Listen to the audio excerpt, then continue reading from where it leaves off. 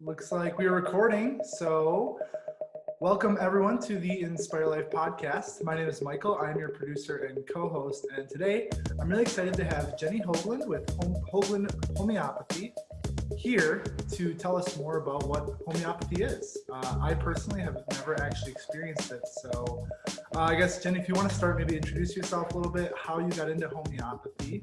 We can start with that. Sure. Thanks. Thanks so much for having me, Michael. I'm really happy to be here. You guys have a great podcast going. Super excited to be a part of it. So yeah, I'm a classical homeopath. I've been in practice for about 10 years. And my background is actually more in conventional medicine, in laboratory science, fertility, blood banking. But I was really drawn to homeopathy because of the really holistic way that it views disease, illness, the body.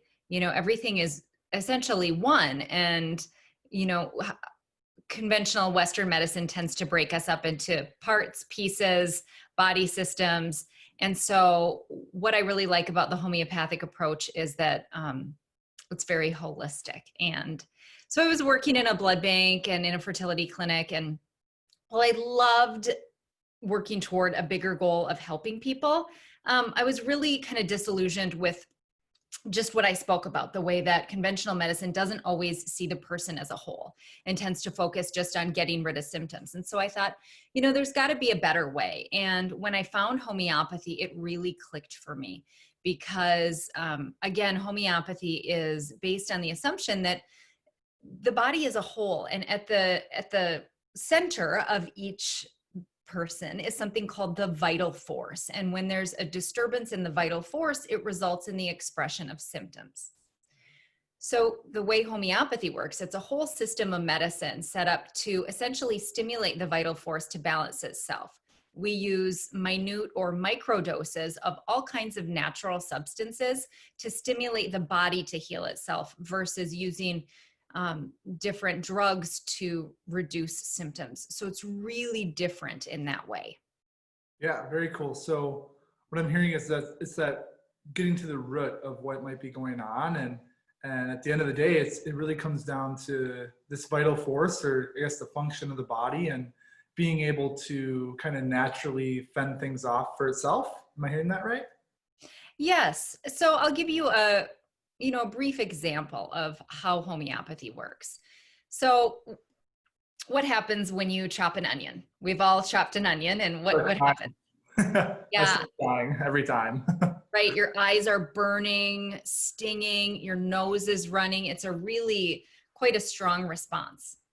And a lot of times, those are the same symptoms we see in a person with hay fever or seasonal allergies.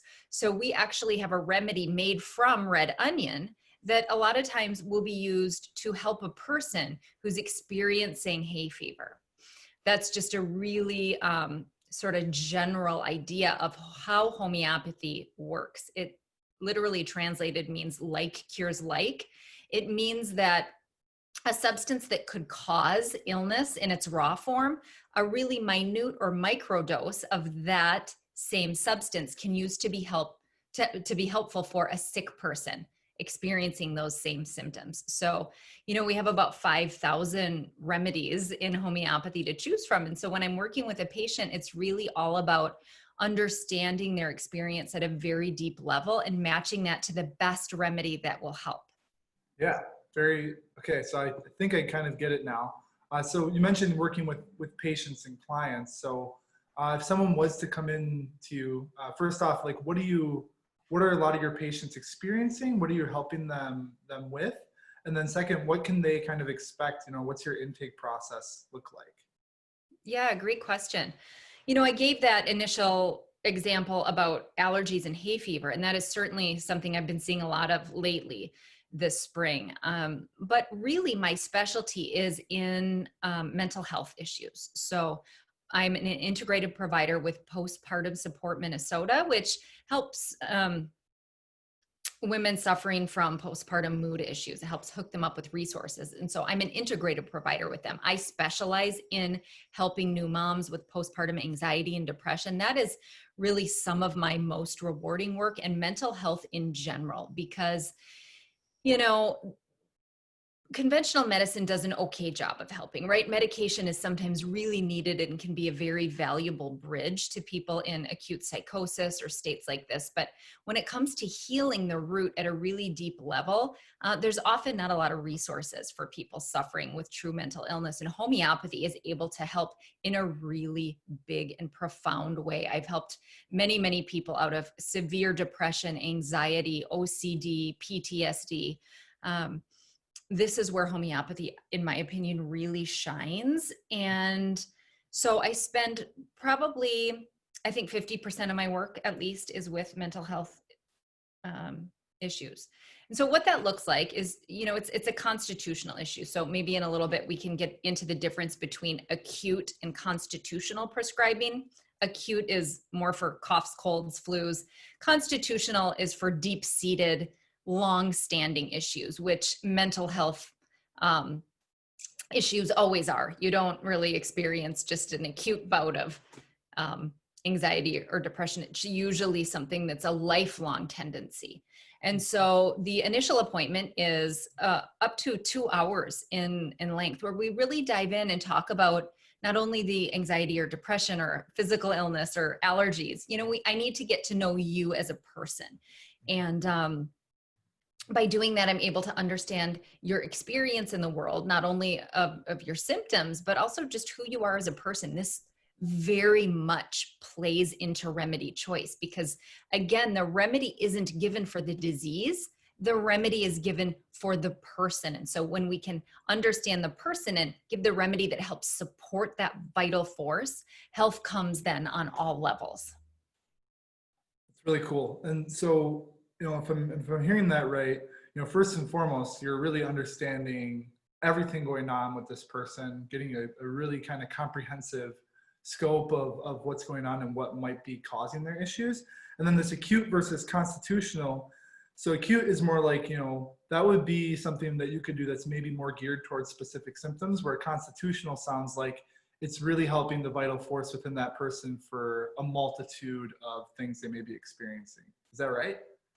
Yeah, well, symptoms are always important, but it's not just the symptom, it's the patient's experience of the symptom. So in an acute illness, which I do recommend people, take a class on acute prescribing. I frequently teach those and like to empower people to be able to use homeopathic remedies at home for things like coughs, colds, flus, bug bites, tick bites, injuries. These are all things that you can safely self-prescribe for at home if you know how to use homeopathy.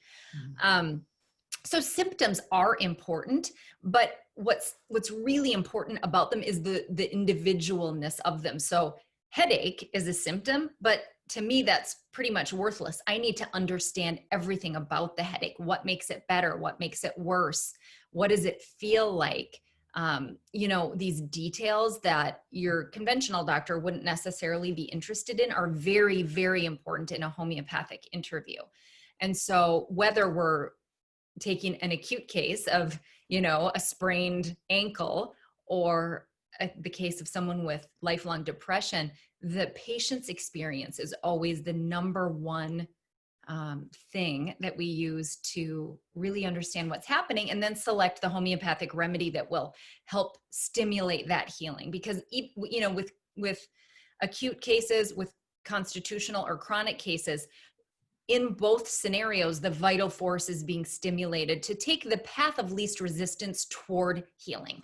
Because sometimes we get a little stuck, right? In life, in big things, in, constitutional issues, but also in acute illness. Sometimes we can get real stuck in that cough or that cold, and we need a little help moving out of it.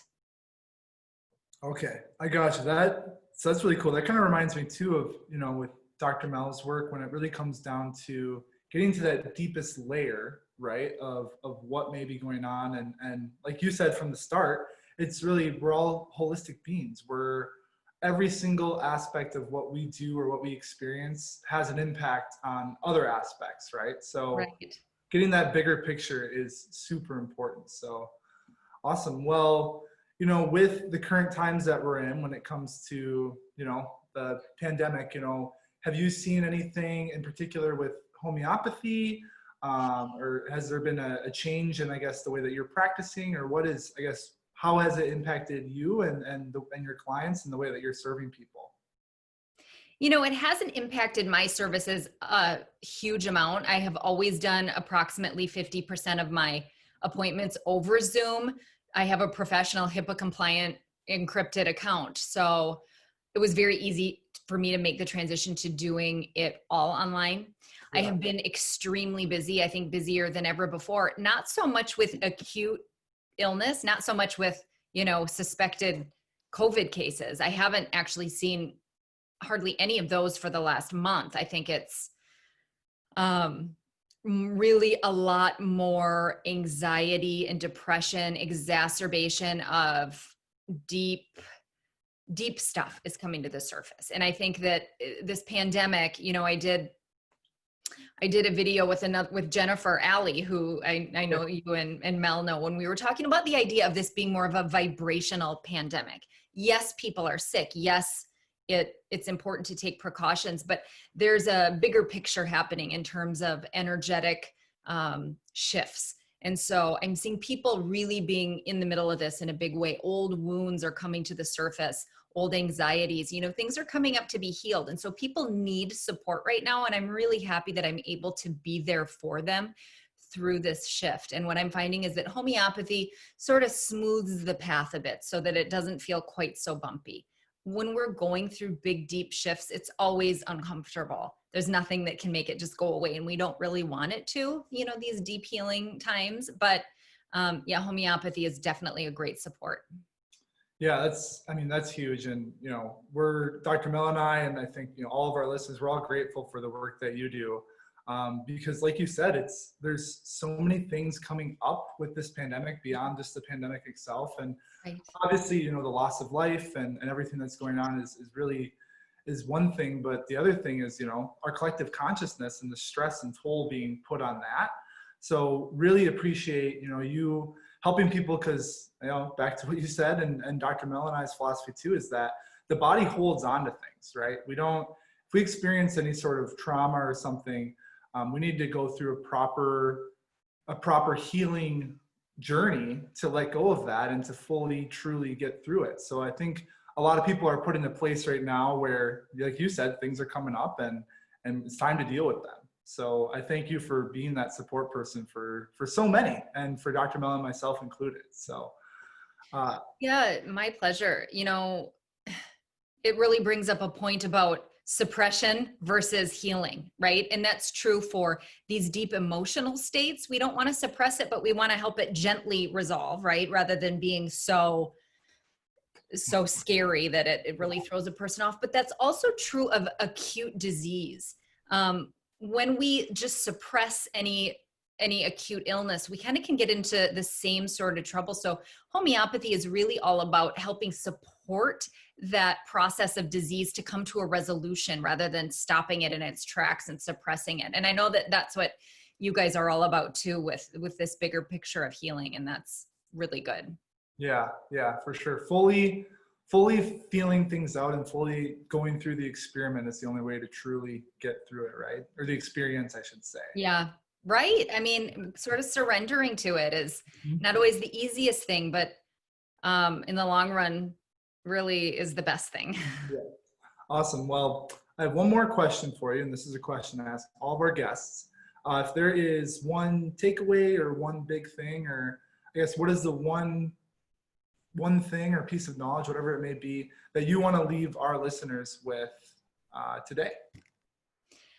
Yeah, that's a great question. I think the idea that symptoms aren't disease, that's something that I have been feeling really passionately about. In fact, I just wrote an article that was published on Thrive Global about exactly that. Symptoms are not disease, and how when we fail to acknowledge that symptoms are simply the messengers, symptoms are the language of the body, and they're alerting us to an imbalance on a deeper level. And when we just ignore that and seek to take away the symptom, we're actually doing a really great disservice to the body system. And often what happens is the disease is not resolved at all. Simply the vehicle for expression has been removed, and then the disease has to express on a usually a deeper body system, right? So like the example of eczema and asthma, there's a connection between all body systems, but especially the respiratory and skin symptoms. So when a kid has eczema, you put the steroid cream all over. In 6 months or a year, he'll have asthma. A lot of times it's what I really frequently see in my practice, because the imbalance hasn't been cured by taking away the eczema. Simply the vehicle for expression has been removed. And then the imbalance has no choice but to express through the respiratory system. And so then we end up going around playing whack-a-mole with these scenarios. And so I like to say the buck stops with me and homeopathy, right? Because we can get to the root and we can help balance that energetic cause of your symptoms. That is so cool. And I've been taking notes as we've been having this conversation. I've learned a lot. And like you said, I wrote down in quotes, symptoms are the language of the body, right? That's how it's telling you that, okay, it's an intelligence response that something is going on, something needs to change, something needs to be addressed. Right. So yeah. Awesome. Well, thank you so much for your time today. Last question I want to ask, how can our listeners get in touch with you if they want to, seek services from you? I'll also I can put that article too in the bio of the episode, but how can our listeners get in touch with you? I'd suggest my website, following me on Facebook. I'm very active on social and I put a lot out about what I'm doing. For example, this week, actually, I'm doing a giveaway of two women. So a little background, it's Maternal Mental Health Awareness Week. And being that that's a big part of my work, I've received funding from an anonymous donor and am matching that to provide 6 months of homeopathic care to 2 financially in need women. It's what I'm really excited about this week. And I'm taking nominations. It might be passed by the time you get this out. So that's just an example of, the kind of stuff we've got happening. And then I've got a big homeopathic community on Facebook too called MN Homeopathy Enthusiasts. It's a great way to start learning more about homeopathy in general. I have many local homeopaths featured on the page regularly, contributing. People jump on and ask questions. So it's a pretty thriving, involved community of people who are interested in homeopathy. So I'd say my website and then social is a really great place to start. And so I can send you my platforms. Yeah, please do. And I am going to actually prioritize this episode, so I'll get it out tomorrow. Awesome. Good. Then more people can know about the giveaway and the nominations. Yeah. And I didn't realize it was Maternal Mental Health Awareness Week. And my girlfriend, she's an occupational therapist, and she really has a passion for working with that too. So I'm excited to share with her what you're doing as well, because it's really cool. So awesome. Well, thank you so much for your time and just for sharing your gifts and your light with the world. Dr. Mel and I's kind of mantra through all this has been we're stronger together, and I really appreciate that you are out there just serving and helping those people in need, because like you said, there's a massive demand for it right now. So just really grateful for you and everything you do, Jenny. Thanks, Michael. Awesome. Well, take care. And to all of our listeners, as always, keep inspiring. Thank you. And stop. Hey there, did you find value in today's episode? We sure hope so. And make sure you like, comment, and subscribe. Also, hop on over to Facebook and join the Inspired Living community. There, Dr. Mel and I share health and wellness tips to help you live your most inspired and thriving life. And as always, keep inspiring.